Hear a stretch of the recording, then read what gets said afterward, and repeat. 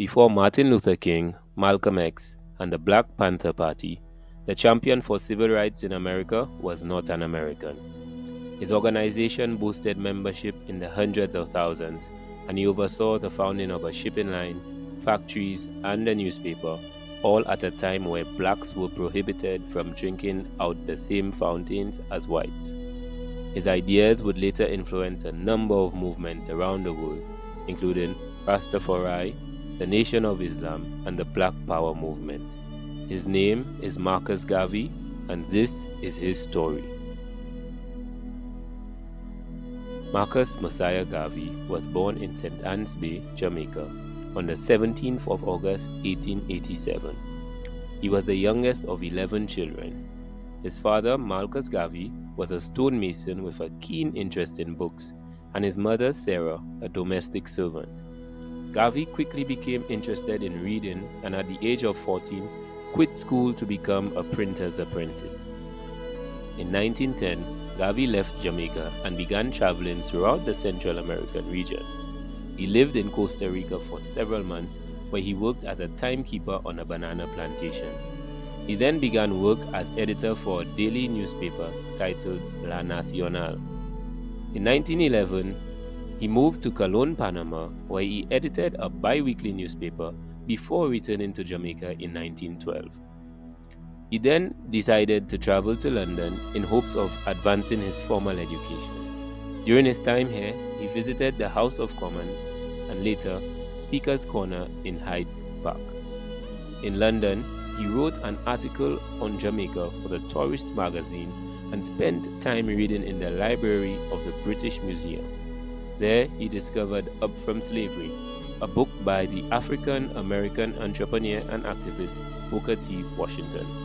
Washington's book heavily influenced Garvey. Garvey arrived back in Jamaica in July 1914. There, he saw his article for the Tourist republished in the Gleaner.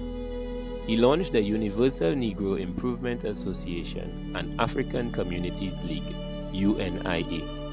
Adopting the motto of One Aim, One God, One Destiny, it declared its commitment to establish a brotherhood among the black race, to promote a spirit of race pride, to reclaim the fallen, and to assist in civilizing the backward tribes of Africa.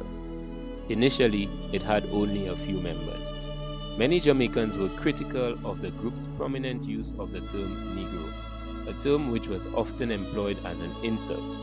Garvey, however, embraced the term in reference to black people of African descent. In 1916, Garvey moved to Harlem in New York, where the UNIA thrived. By now a formidable public speaker, Garvey spoke across America. He urged African Americans to be proud of their race and to return to Africa, their ancestral homeland. This attracted thousands of supporters. To facilitate the return to Africa that he advocated, in 1919, Garvey founded the Black Star Line to provide transportation to Africa, and the Negro Factories Corporation to encourage black economic independence. Garvey also unsuccessfully tried to persuade the government of Liberia in West Africa to grant land on which black people from America could settle. In 1922, Garvey was arrested for mail fraud in connection with the sale of stock in the Black Star Line, which had now failed. Although there were irregularities connected to the business, the prosecution was probably politically motivated, as Garvey's activities had attracted considerable government attention. Garvey was sent to prison and later deported to Jamaica. In 1935, he moved permanently to London, where he died on 10th June 1940.